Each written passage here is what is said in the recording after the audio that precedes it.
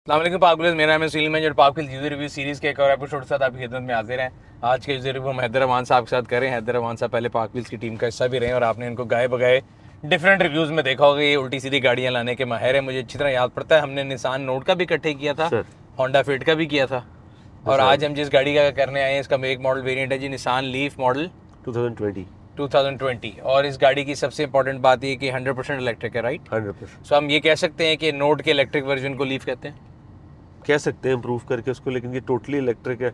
वो ई पावर के साथ थी। शक्ल सेम, यानी अगर आज हम नोट और सेम मॉडल की अगर वो उठाएं लीफ, तो शक्ल सेम है, फर्क है? नहीं, बहुत डिफरेंस आ गया। नया मॉडल जो लीफ का है, इस मॉडल की नहीं, 2020 है ना ये जी 2020। तो 2020 का लीफ और 2020 का नोट सेम था? नहीं, डिफरेंट है। तो फिर हम गलत कह रहा था ना मैं, फिर आपको मेरी तालीम करें कि नहीं है, बस ये इलेक्ट्रिक वर्जन है और से क्योंकि फैमिली गाड़ी है तो मिलती जुलती है, इसलिए मिलती है। अच्छा, इसकी बैटरी कितने किलोवाट आवर की है? 40 किलोवाट की बैटरी है इसकी।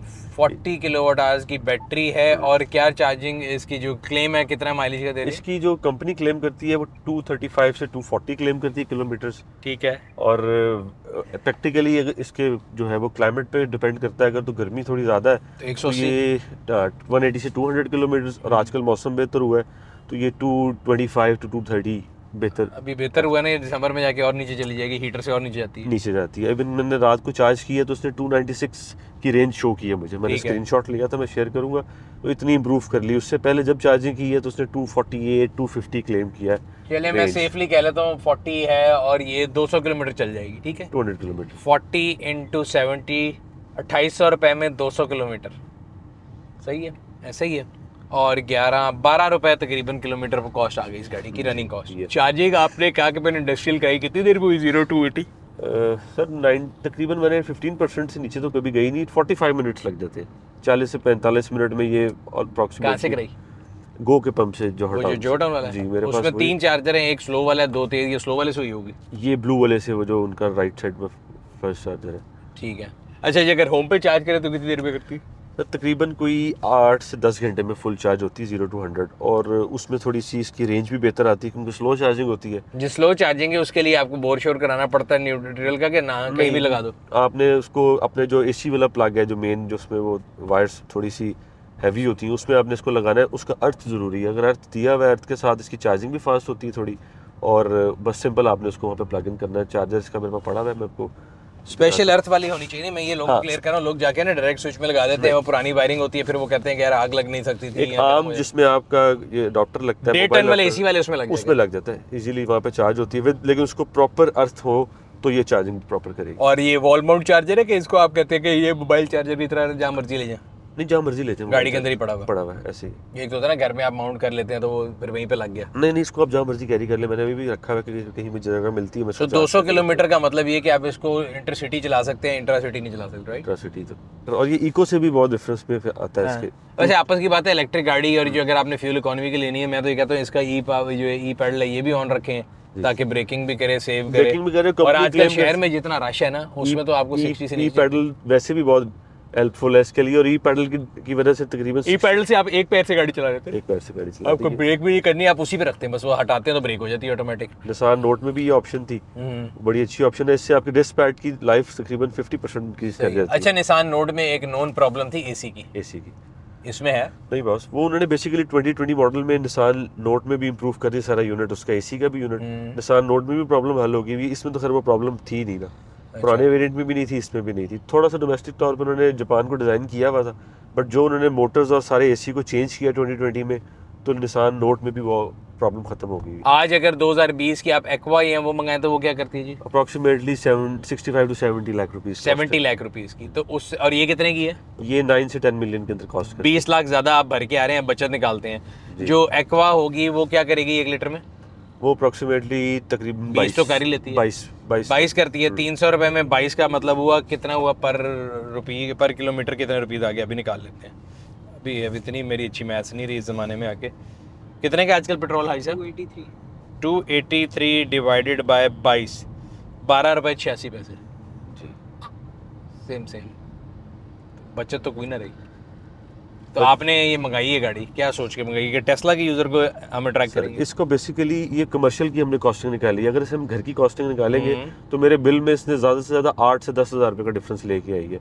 प्रैक्टिकली मैं इसको 2 दिन बाद चार्ज करूँगा तो मेरा 2,500 से 3,000 रुपये लग रहा है। हाँ। तो उसमें हाफ से भी डिफरेंस कम है, मतलब मैं तो किलोवाट के लिहाज से कह रहा हूँ, अगर 2800 डिवाइडेड बाय 200 कर रहे थे ना हम, ये 14 रुपए का रही है।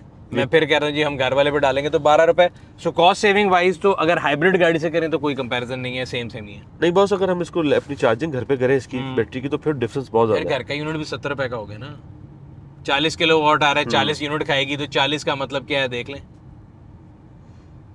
चले वो फिर भी चले, कॉस्ट के छोड़ देते हैं, अलहदा कर लेते हैं। अभी आपने गाड़ी इंपोर्ट की है, सबसे पहले तो इसकी ऑप्शन की बात करते हैं क्या क्या है। इसका जो स्पीडोमीटर है ये हाफ एलईडी है और हाफ एनालॉग है, राइट? इसमें ये आपको क्या क्या नेसेसरी इन्फॉर्मेशन दे रहा है? इसमें बैटरी की चार्जिंग की दे रहा है, रेंज आपको शो कर रहा है, ठीक है। फिर टीपीएमएस भी है, हाँ जी, लेन असिस्ट वगैरह, लेन डिपार्चर, एंटी कोलिजन, तमाम ऑप्शन। ये डैश के सारे फंक्शन है, सारे फंक्शन है, adaptive cruise control, lane assist, lane depart, front collision, ये वो सारा चीजें इसमें। ऐसे मुझे याद है मैंने ये गाड़ी चलाई तकरीबन 1-2 हफ्ता, उसके बाद उमर साहब दी जड़ी है ना वो शेख होना जाग गए सी, वापस ला गए सी।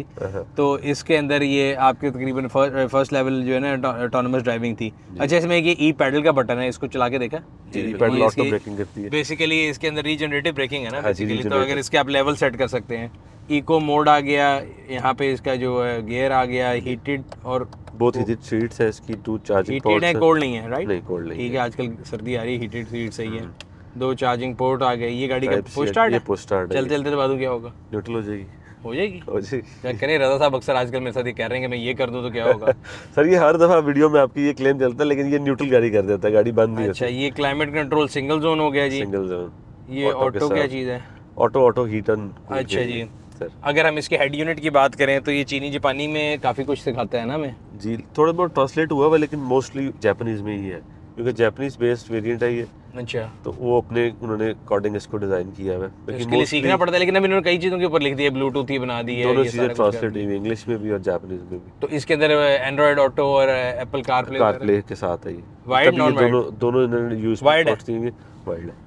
अच्छा, और इसका शीशा जो है वो रिवर्स कैमरा भी बन जाता है ना? 360 व्यू के साथ कैमरा इसमें चारों इसके 360 भी इसमें आता है जी। 360 क्या वो डिवाइड हो जाता है इसमें? जब ब्रेक लगती है 360 यहाँ पे डिवाइड हो जाते हैं 4, और एक मेजर बैक वाला इस पे चलता है। ठीक है, और अगर आप इसको बंद करना चाहें तो आप इसको ये बंद करके आप अपना बैक व्यू मिरर यूज कर सकते हैं। सही। अच्छा, और कोई ऐसी चीदा ऑप्शन है जो आपको लगे बड़ी इंपॉर्टेंट? इलेक्ट्रॉनिक जो है, पार्किंग ब्रेक आ गई, ब्रेक आ गई है, बाकी सीट मैनुअली एडजस्टेबल है? मैनुअली एडजस्टेबल है। इसमें बेसिकली 4 वेरिएंट है, एस, एक्स, एक्सवी लिमिटेड, जी। ठीक है, तो उनमें सारी ऑप्शंस डिवाइडेड है। उसमें इलेक्ट्रिक सीट भी है जो जी एस बेसिक है, फिर एक्स है, फिर एक्स लिमिटेड है, फिर जी है। ये सेकंड फ्रॉम द बॉटम है? ये सेकंड फ्रॉम द बॉटम। ठीक है। तो उसके बाद इसमें फिर जियो वेरिएंट एक्स है, वो एक्स प्लस के साथ आते हैं 62 किलोवाट बैटरी के साथ। उसकी रेंज तकरीबन 370 to 375 किलोमीटर कंपनी क्लेम करती है। ठीक है। वो बैटरी पैक बड़ा है। वो जिसके साथ प्लस है वो प्लस बैटरी पैक के साथ है, जो वेरिएंट सेम है, शक्ल सेम है, ऑप्शन सेम है। बस सिर्फ जी में लेदर सीट्स आ जाती हैं और बाकी इलेक्ट्रिक सीट आ जाती है। इस तरह के ऑप्शंस इसमें मजीद ऐड हुए हैं। अच्छा, इसमें पैनोरामिक रूफ या ग्लास रूफ नहीं आती? नहीं, बेसिक इन्होंने इलेक्ट्रिक की यूटिलिटी दी हुई है इस गाड़ी में। किसी भी वेरिएंट में नहीं आती? नहीं, किसी वेरिएंट में इसमें। एयरबैग कितने हैं इसमें? एयरबैग इसमें 8 एयरबैग्स, सीट बाय सीट भी है, कर्टन एयरबैग्स भी है, फ्रंट बैक एयरबैग्स भी है, और बाकी लेग रूम बहुत अच्छा है। लेग रूम अच्छा है, लेकिन पीछे वाला जो फ्लैट नहीं है तो पीछे 2 लोग ही बैठ सकते हैं। बेसिकली वो बैटरी आपको पता है इसके नीचे सारे, लेकिन बैटरी इन्होंने गुजारी ऐसे जैसे गियर गुजर होता है, बिल्कुल जितना गियर की शाफ्ट गुजरती है उस तरह इन्होंने बिल्कुल ऊपर कर दिया बाम में। हालांकि बैटरी तो फ्लैट होनी चाहिए इसकी बिल्कुल नीचे पूरी बैटरी 192 सेल्स बेस बैटरी है इसकी। ठीक है, पूरे इसकी ग्राउंड लेवल पे बैटरी है। ये थोड़ा सा यूनिट इन्होंने इंक्रीज किया, क्योंकि यहाँ से इसका यूनिट पास होकर इसके फ्रंट आगे इंजन जो है ना उसमें सारी मशीनरी लगी हुई है। तो इसमें आपने भी मंगाई है, इसकी खुदा ना खास्ता अगर लग जाती है तो पार्ट्स कहाँ से मिलेंगे? सर एक तो ग्रेजुअली जिस तरह गाड़ियाँ आती हैं पार्ट्स भी साथ साथ इम्पोर्ट होना शुरू रहते हैं। इसके पार्ट्स भी आ रहे हैं। ये हर रिव्यू में भी डिस्कशन रही है। निसान नोट जब आई थी तब लोगों का ये ख्याल था कि ये ना चलेगी, ना इसके पार्ट्स मिलेंगे, लेकिन इस टाइम कामयाब वो इसलिए है कि मेरे पास सर वो 3 साल रही है और अभी भी मैंने जो बेची हुई गाड़ी है वो यूज़ हो रही है। उसके बैटरी पैक में 0 प्रॉब्लम है। ठीक है, गियर में 0 प्रॉब्लम है। मतलब ओवरऑल अगर देखा जाए टोयोटा होंडा से निसान की जो प्रॉब्लम्स हैं ई में वो सबसे कम है। सही है। ओवरऑल सबसे पहले ई टेक्नोलॉजी भी निसान ने दी है। सही है। तो इसमें ये प्रॉब्लम्स बिल्कुल लेस प्रॉब्लम्स हैं कि कोई बैटरी पैक का प्रॉब्लम आ गया, एबीएस का प्रॉब्लम आ गया, कोई मोटर्स का प्रॉब्लम आ गया, कोई 0 प्रॉब्लम है अभी तक मार्केट में इसका। सो इलेक्ट्रिक गाड़ियों में एक चीज़ तो चले ख़त्म हो जाती है कि जो लोगों को परेशानी थी मेंटेनेंस की कि कहाँ जाना है कहाँ नहीं। So is it actually practically maintenance free car के जिस तरह पाकिस्तान में ऑडी वालों ने तो एक ढकोसला लगाया हुआ है, आपके पास लिखा आता है सॉफ्टवेयर अपग्रेड, आप लेके जाते हैं 17,000 रुपये ले लेते हैं, ऑयल चेंज नहीं है तो 17,000 रुपये हर 10,000 किलोमीटर पे उन्होंने तो लगाया हुआ है। तो इसके अंदर सॉफ्टवेयर अपग्रेड का कोई चोंचला है नहीं है, मेंटेनेंस है नहीं? बिल्कुल मेंटेनेंस फ्री है, कोई ऐसी चीज़ नहीं है। और ये प्रैक्टिकली तो ये अब गाड़ी दोबारा से अब आना शुरू हो गई है अपने ईयर के अकॉर्डिंग, उससे पहले ये मंगा के चलाई है और ये 3-3 साल से चल रही हैं अब। कोई प्रॉब्लम, कोई मेंटेनेंस, नथिंग, मेंटेनेंस फ्री है बिल्कुल। सिर्फ इसमें आपने टायर चेंज करने हैं, ब्रेक पैड चेंज करने हैं। ब्रेक पैड भी अगर आप पैडल कर रहे हैं तो बड़ी देर से होंगे। 70,000 किलोमीटर आराम से इसके ब्रेक पैड्स, क्योंकि मैंने अपनी गाड़ी के 75,000 चला के बेची थी, वो बिल्कुल ठीक थे निसान नोट में। अच्छा, इस गाड़ी के साथ एक चिड़िया भी फ्री आई है, वो पता? चिड़िया? इस गाड़ी के साथ एक चिड़िया फ्री मिली है, वो नजम सेठी साहब वाली चिड़िया नहीं है। एक गाड़ी इसके अंदर चिड़िया, अगर आप इसको 40 से कम स्पीड चला के शीशा नीचे करेंगे ना, आपको एक आवाज आएगी चर्पिंग बर्ड्स की जी। और वो रात को बिल्कुल आपका बहुत साथ देती है। खाली रोड हो ना, सन्नाटा हो, तो वहाँ पे ऐसे लगता है गाड़ी के अंदर ही है। अच्छा, मतलब उसी पे जिंदगी गुजार रहे हैं। जो गाड़ी दे नाल दी तो छितर मारेगी कि एक चिड़िया की आवाज आ रही है। लेकिन आपने नोटिस किया आवाज? जी बिल्कुल, बहुत रात में तो बहुत आती है इसकी आवाज। मैंने जिस दिन पहले दिन चलाई, मैंने कही कैसी खराब गाड़ी है, इसमें से आवाजें आ रही हैं। फिर मैंने थोड़ी बहुत रिसर्च की इलेक्ट्रिक गाड़ियों पे, तो जितनी भी छोटी इलेक्ट्रिक गाड़ी हैं उन सब के अंदर बाय लेजिस्लेशन रिक्वायर्ड है कि आप जब आ रहे हो तो पेडेस्ट्रियन को पता हो कि यार ये गाड़ी आ रही है, क्योंकि इंजन वाली गाड़ी में से तो आवाज आ जाती है। इसलिए इनके अंदर स्पीकर लगाए जाते हैं। सो आई एम ड्राइविंग रिंको आरिया, सेरेस 3, ये तो जितनी छोटी गाड़ी हैं उन सब में, और खासतौर पे बाइक्स भी जो इलेक्ट्रिक बाहर आ रहे हैं उनमें भी ये जो है ना स्पीकर लगाया जाता है ताकि पेडेस्ट्रियन को वार्निंग मिल जाए। थोड़ी सी इरिटेटिंग होती है, बट मेरा ख्याल है 25-30 की स्पीड के बाद खत्म हो जाता है। अप्रोक्सीमेटली 30 प्लस जाके ना वो बिल्कुल कम होकर एकदम खत्म हो जाता है। और रात को आपको इसलिए लग रहा है कि शोर कम होता है तो जो आवाज आई थी, दिन के टाइम भी है। आपके ख्याल से कौन कस्टमर है इस गाड़ी का? Who is the customer of this car?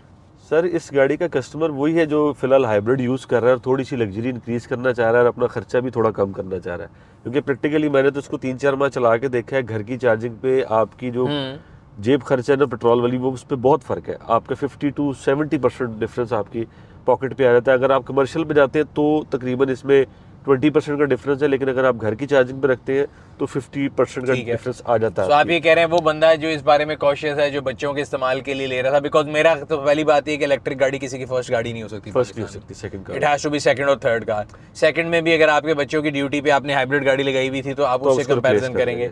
But hybrid की बैटरियां थोड़ी सस्ती हैं, इसकी तो बैटरी लाइफ 5-8 साल बाद खत्म नहीं हो जाएगी?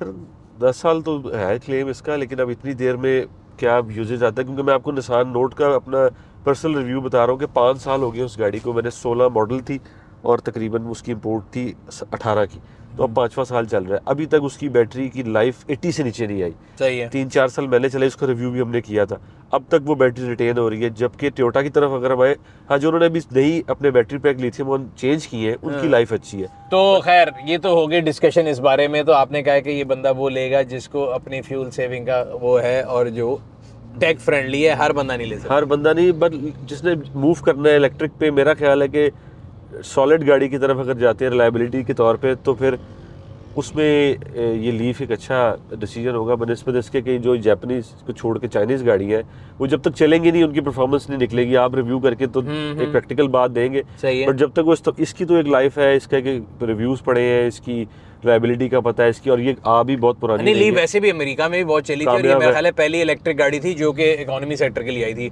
वरना सारे जो टेस्लाज और BMs और ये ऑडीज के पीछे थे, ये वाहिद गाड़ी थी। और अभी क्योंकि टेक्नोलॉजी नहीं है तो महंगी पड़ रही है, आहिस्ता आहिस्ता नीचे आती जाएगी। अच्छा, इस गाड़ी में ब्लू स्टिचिंग हर जगह बड़ी है, मैं देख रहा हूँ। इधर भी ब्लू है, इधर भी ब्लू है, इधर भी ब्लू है, मीटर में भी, सामने ग्रिल में भी, इनकी पीछे बॉडी किट में भी ब्लू है। इसका थीम ही ब्लू है, ब्लैक एंड ब्लू के साथ थीम है। इसमें एक वेरिएंट है, उसमें छत भी इसकी जो कॉम्बिनेशन के साथ आती है, ब्लू कॉम्बिनेशन के साथ आती है, ब्लैक में भी, वाइट में भी। इनका वो बेसिकली उन्होंने उसको ग्रीन के बजाय ब्लू करके ना उन्होंने थीम ही अपना ब्लू कर दिया। सो व्यूअर्स, अगर आपने भी निसान लीफ लेनी है यूज, तो आप गूगल पे जाके निसान लीफ पार्क व्हील्स लिख लें या निसान लीफ पाकिस्तान लिख लें। आपके पास पार्क व्हील्स पे जितनी लिस्टेड निसान लीफ है उन सब के ऐड आ जाएंगे। मेरा ख्याल है ये गाड़ी भी पार्क व्हील्स के ऊपर लिस्टेड है और हो सकता है कि आप अपनी अगली गाड़ी जो है वहीं से खरीद सकें। सो ये था आज का रिव्यू। उम्मीद करते हैं आपको पसंद आया होगा। हैदर साहब ने भी इंडिकेटर नहीं दिया, आप भी सारे नहीं देते। गाड़ी जो है ना, इंडिकेटर का मकसद ही होता है कि मोड़ने से पहले इंडिकेट किया जाए। गलती से मुड़ते हुए हाथ लग जाना या सुनील साहब की बैठे होने से बाद में करने का कोई फायदा नहीं है। टाइम पे इंडिकेटर दें। ट्रैफिक बेहतर होगी तो हमारी ट्रैफिक के वजह से जो हादसा वो भी कम होंगे। ये था आज का रिव्यू। उम्मीद करते हैं आपको पसंद आया होगा। आपसे अगली रिव्यू में फिर मुलाकात होगी। तब तक अपना और अपने गिरदन वालों का ख्याल रखिएगा। शुक्रिया।